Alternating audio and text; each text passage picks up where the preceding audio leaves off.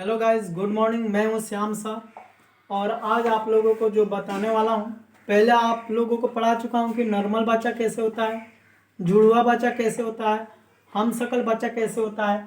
और आज हम लोगों को पढ़ना है कि कृत्रिम शिशु किसे कहते हैं। कोई औरतें बाँझ क्यों हो जाती है, इनका क्या गलती होता है।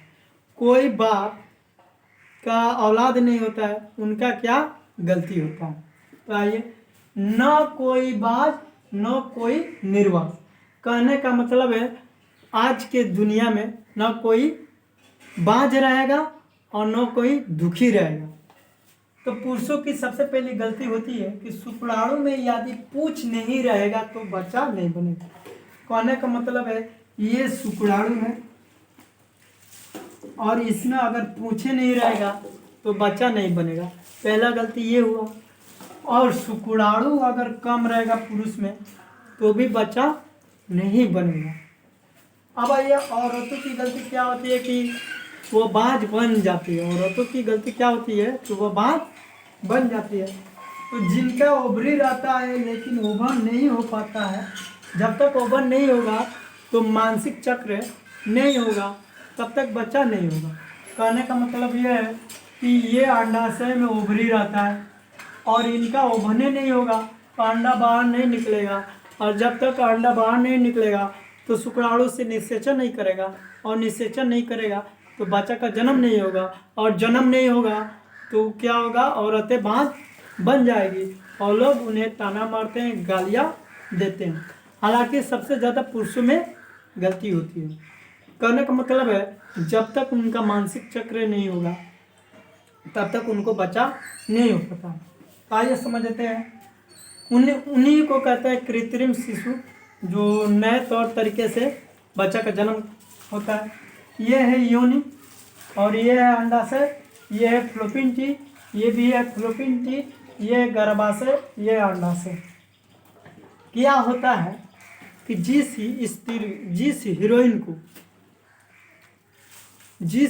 को बच्चा जन्म देना नहीं होता है लेकिन उनको बच्चा का जन्म जरूरत होता है, तो वो हीरोइन क्या करती ये है कि अपने अंदर से अंडाशय को बाहर निकलवाती है और अपने पति के शुक्राणु को बाहर निकलवाती है।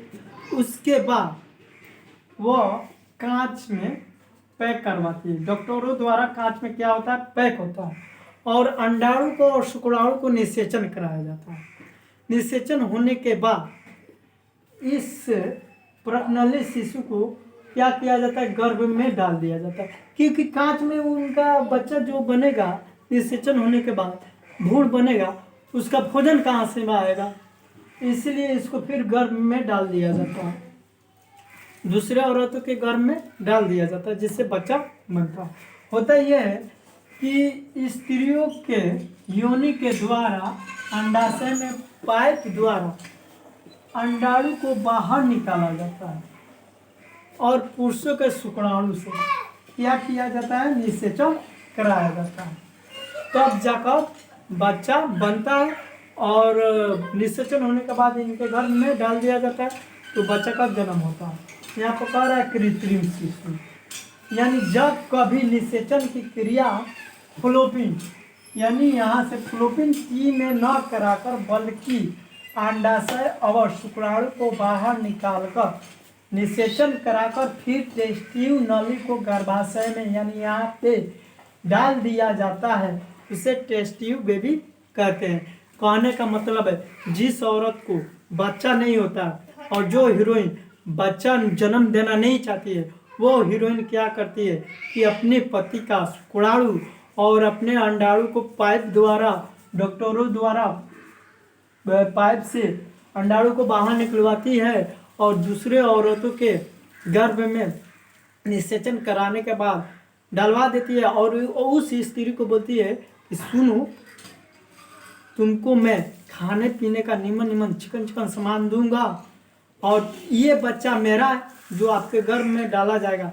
जब ये बच्चा हो जाएगा तो फिर ये बच्चा को हमको रिटर्न कर देना, इसके बदले में तुम जाओ, तुम जितना चाहो उतना मैं तुमको धन दौलत दूंगा। इसलिए हीरोइन करती है ये सब क्योंकि उनको बॉडी बिल्डर रहना होता है, उनको स्ट्रांग रहना होता है, उनको कंप्रोमाइज़ करना होता है, उनको बहुत जगह जाना होता है, घूमना फिरना होता है। इसलिए कुछ हीरोइन बच्चे को जन्म नहीं दे पाती है और दूसरे माँ को देती है, जिसे क्या कहते हैं, सेरोगेट मदर कहते हैं। जो दूसरे माँ के बच्चों को जन्म देती है उसे सेरोगेट मदर कहते हैं। और इंदिरा नामक एक लड़की थी जो भारत की थी, उनके ऊपर टेस्ट बेबी का परीक्षण किया गया था।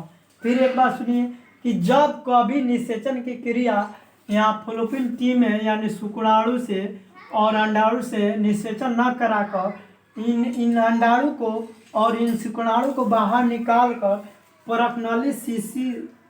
परखनली में क्या किया जाता है, निषेचन कराकर जब भ्रूण तैयार हो जाता है तो इनको गर्भ में डाल दिया जाता है। और गर्भ में डालने के बाद जब बच्चा तैयार हो जाता है तो वह बच्चा का जन्म हो जाता है। इससे क्या होता है कि औरतें बांझ नहीं रहती है और जो हीरोइन या स्त्री बच्चा का जन्म नहीं देना होता है तो इसी के द्वारा उनका बच्चा का जन्म भी हो जाता है।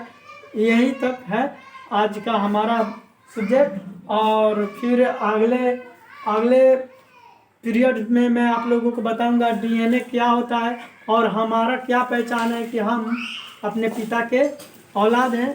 इसलिए आप लोग हमारा वीडियो देखते रहिएगा और लाइक कमेंट शेयर करते रहिएगा। Thank you.